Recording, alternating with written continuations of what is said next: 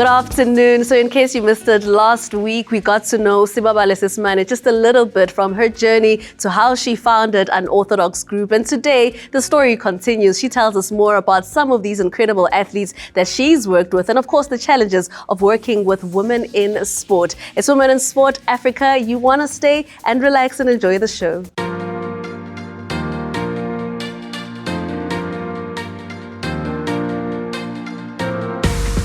Welcome to Women in Sport Africa. Our guest today, Sibabalwe Sesimani, is part 2. So part 1, we established the foundation of her life and how she eventually gets to start what we know today as one of the most powerful companies when it comes to women in sport, sport PR specifically for athletes. So Siba, you start with Umakazole and now there's this interest amongst the peers who then comes on board and the growth. Tell us about the growth that you see from then onwards. Sure. So our next client was Lukanyo because everyone knows they're the same person. They are twins. Yes. So that was our first client, who's still actually our client even now. Different person, again, different strategy, different brand. And we started working with him. But by the time we got him as our second client, we had more or less had a blueprint of how to now navigate this new space that we are in. And then after that, we had more athletes coming in. After that, we now had teams coming in, asking if we can help them with their sponsorship. And then we had sporting events that happened because we were also indirectly involved in the Netball World Cup through our clients. So it just became this beast where we initially thought it was just going to be athletes. But we also saw ourselves getting to the space where we are sourcing sponsorship for teams. We're also involved in events or Gauteng Sports Awards that we did, Netball World Cup that we had an involvement in.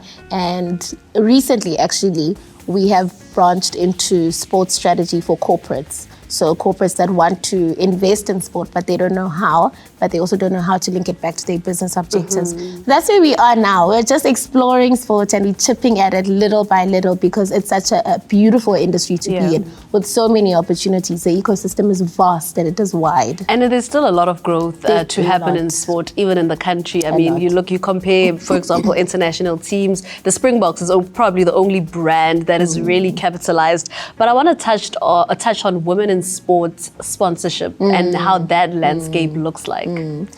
It's such a tough landscape to navigate. We've only had over the past 5 years in our sports subsidiary 2 women athletes, and it has not been easy. Brands want to work with women athletes, but they don't want to pay.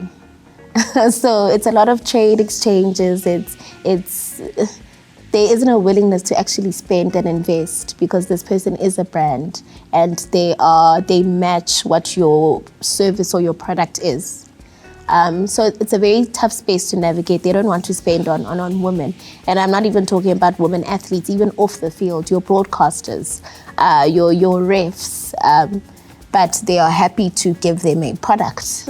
And for us seeing that, because we get so many offers for our male clients and the budgets are actually quite large, and then when we are getting offers or we are proactively seeking these opportunities for our women clients, the budgets are little to nothing. And why would you say that's the case?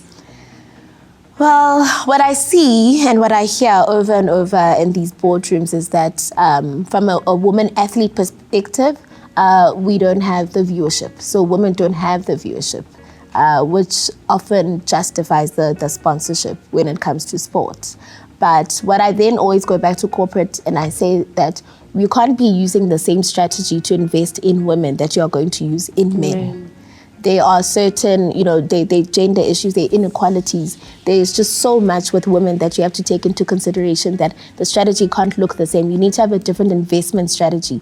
You need to have a different ROI when it comes to women. And you need to be a long-term patient partner, brand, sponsor when it comes to women. It is not going to be the same because we're still growing the industry when it comes to women. We're still getting more people to go and watch a women's sport. Like we recently had the Women's Rugby World Cup now. there was a lot of push, there's a lot of effort to say the ladies are also important. And as much as we back the box, let's also back the woman box as well. So the strategy is not the same. And that's what we are trying to influence when we are in these boardrooms and we are structuring deals, to say that the investment strategy can't look the same.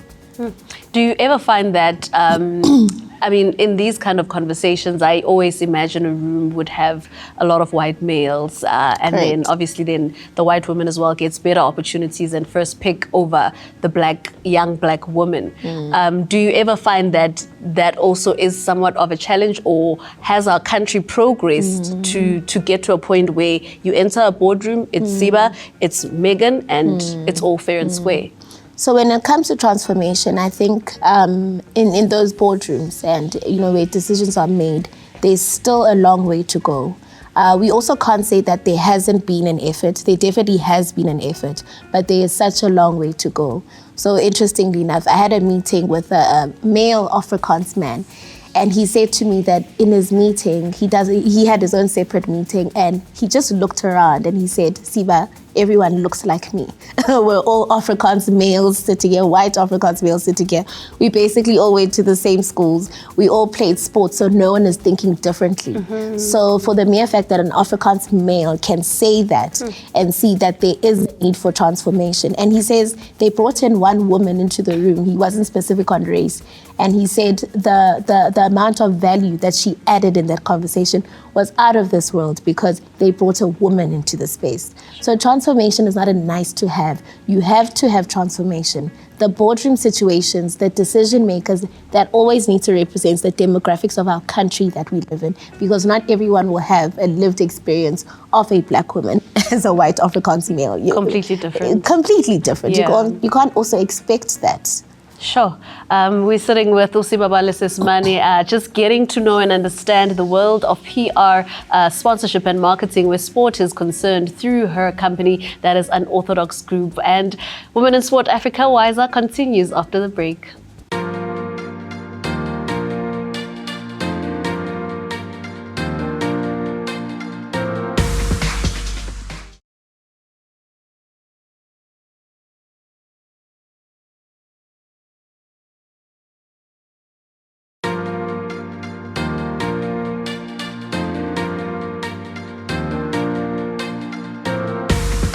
Wiser continues with our guest, Siba Sesimani. So, Siba, we are touching on sponsorship and marketing for women, but we know with that, or in case you didn't know at home, Ubaba Lalacha, Springbok captain, women's captain, is one of your clients that you've worked with. And she signed that big deal with the Nike. Yes. The apparel brand, yes.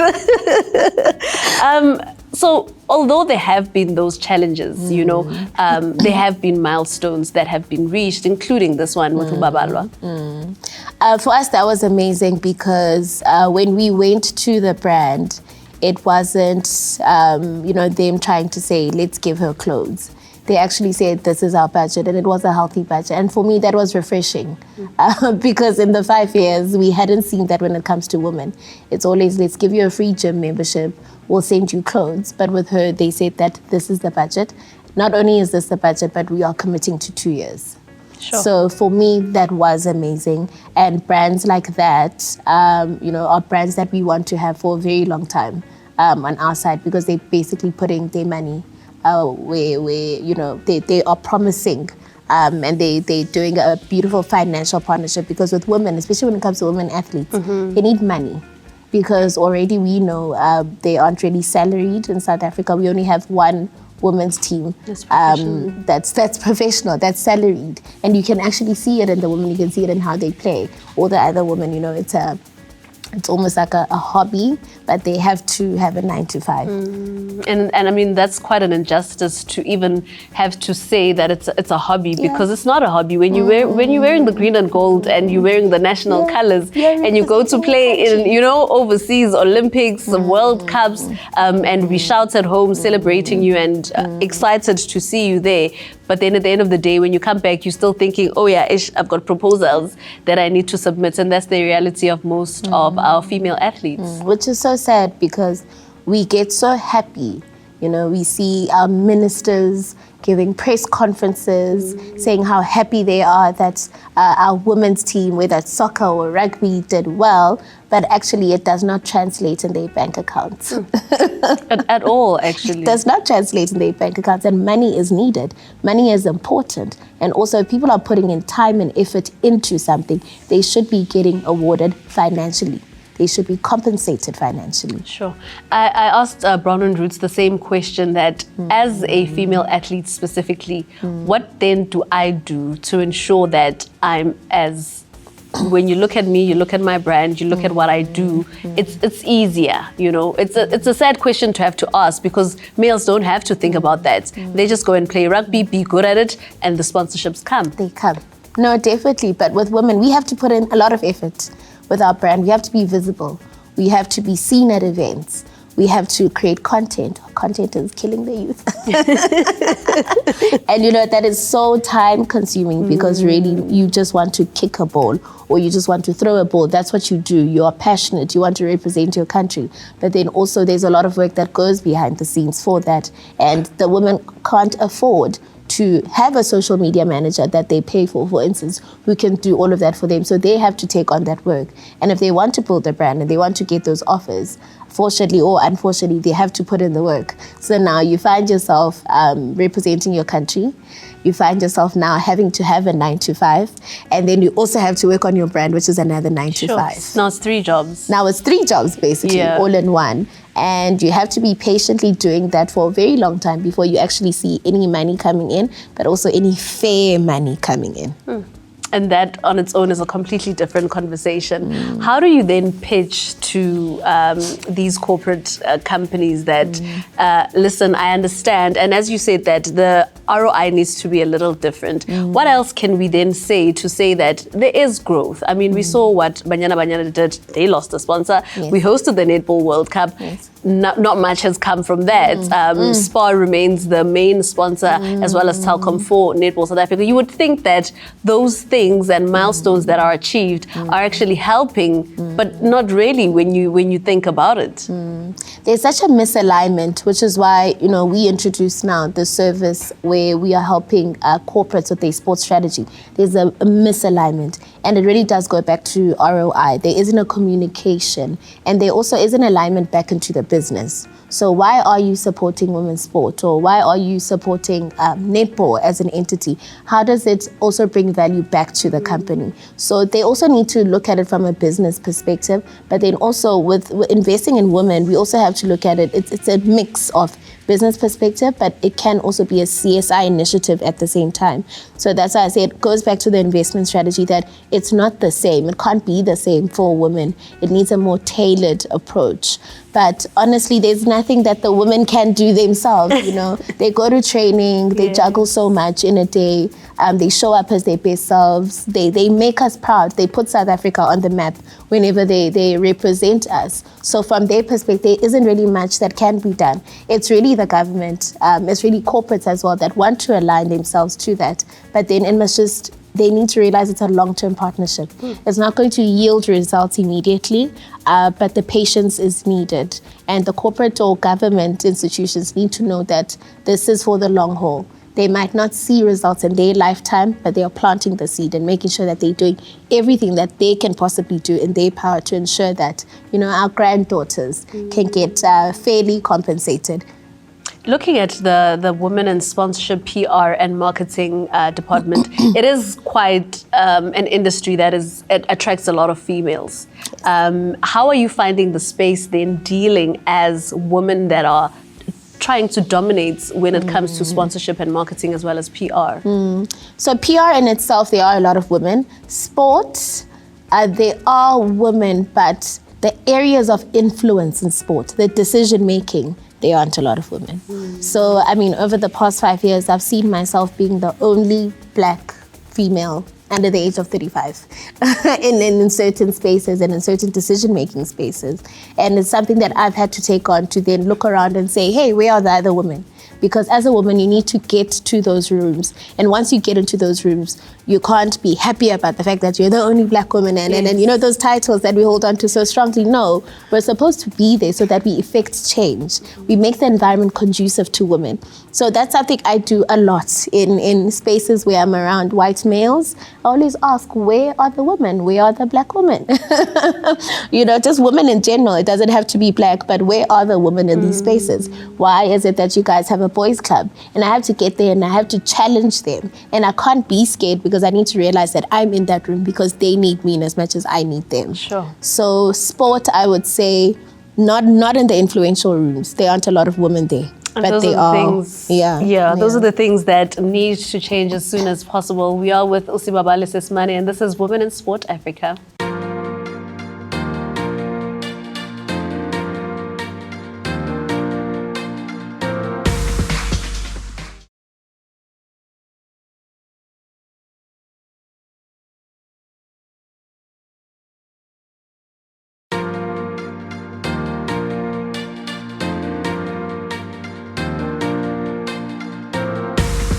Welcome back to WISA, Women in Sport Africa, and we've reached the tail end of today's episode. But Siba, I can't let you go without asking about women empowerment and your relationship with mentorship and just seeing the next set of young girls that are coming into the space, trying to also just make a life and a name for themselves in the industry. No, definitely. And that's a passion of mine, women empowerment, I think in business, not just in sport, or just women empowerment in general. Yeah. You know, I'm definitely a girl's girl. And I've made it my mission to, whatever information I have or whatever access I have, I make sure that I share it in as much as I possibly can. Last year, we actually did a symposium called Women in Sport Symposium, and that was about exploring the ecosystem of sport and specifically inviting women to see the vast opportunities in sports. And we had such amazing panels from, you know, your broadcasters. Yes, always have to be there. Broadcasters have to be there. We had our professional athletes. We had physios there. And what I had said to everyone on the panel is that we wanted to be as practical as possible. So the women that were in the room, they need to leave knowing exactly what the next steps are if they want to be, in broadcasting, or if they want to do possibly the job that I do, or if they want to be an athlete. So it was very informative. We are still having women coming back. And it's actually something that we really want to do annually, because information is there on the internet, but it's very different when there's guidance. It's very different when you can put your hand up and ask a question that's specific to you, and that's something you might not find on the internet. So that's definitely a pet project of mine, but I really want to see it grow. I want to see it empower more women because there are so many opportunities in sport, and sport has a lot of money in it. Yeah. A lot of money that women need to make. Need to access. Yes. And what then becomes your advice for these young, determined ladies? And we know Ama 2000, they come with a certain DNA of confidence and going for it, but also they are coming up in a very challenging time economically. There's a lot going on, and I mean they'll forever be challenges for females as well. I love Ama 2000s because they actually shake things up. No, they do. They scare me, but I love them so much. They shake things up. They shake the room. They're very vocal. They put their hands up. You know, they speak up against injustices. So for them to come into the sports industry, I think that would be actually amazing. There's a lot of traditional ways that we've always done things, and they need those fresh young minds, those innovative minds. So I love them at 2000, and I'd definitely encourage them to get into sport, but find themselves and their personality within sport. And because there's just so many opportunities, there's so many different ways you can get into sport, but it's about finding what you want to do eventually. You're matching it with your just who you are as a person. I think your character as a person. And just research, aligning yourself, possibly finding mentors as well. But with finding a mentor, know exactly what you want from a mentor, because people are busy. Yeah. So you need to know exactly what you want from it, and you need to have a plan for your life, because also mentors are people that can open doors if they see that you've got the right tenacity. You're really fired up and you're passionate about being in a certain role or a certain industry.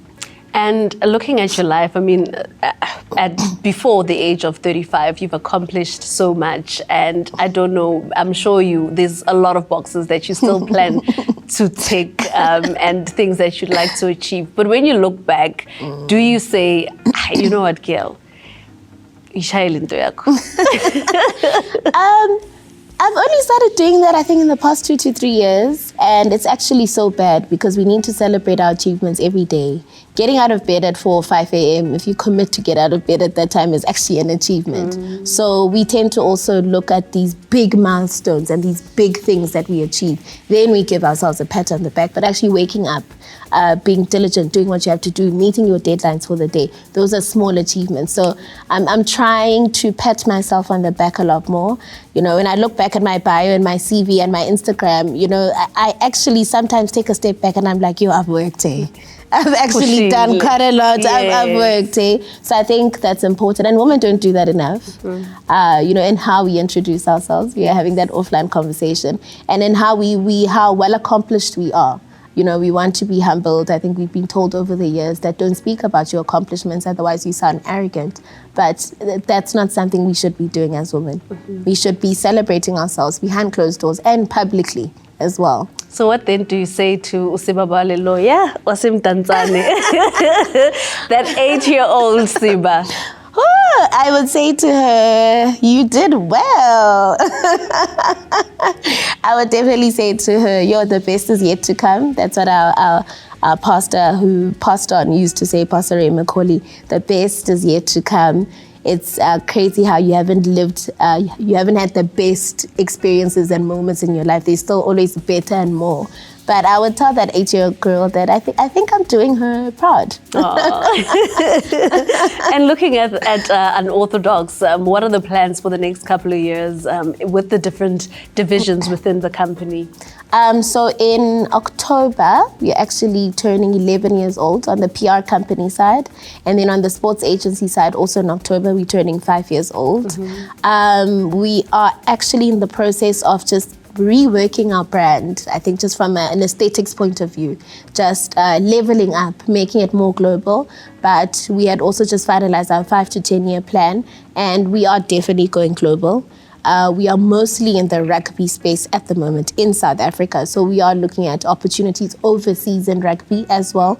We are also looking at expanding and seeing what we can do in basketball, what we can do in Formula One. So the next 5 to 10 years is definitely global expansion within our already existing sporting code that we do very well in, but also exploring other sporting codes globally as well, because we haven't even scratched the surface there. Sure, you haven't even scratched the surface, and that is our guest. And this is part 2. Part 1 is available on YouTube. You can just go search Women in Sport Africa so that you can catch up and see the complete story of Sibabalwe Sesimani, the CEO of Unorthodox Group, an incredible story from an incredible young woman. I hope you're truly inspired as I am, and we leave it there for this week. Next week, we have another trailblazer on Women in Sport Africa. See you next week, Sunday at 12:30.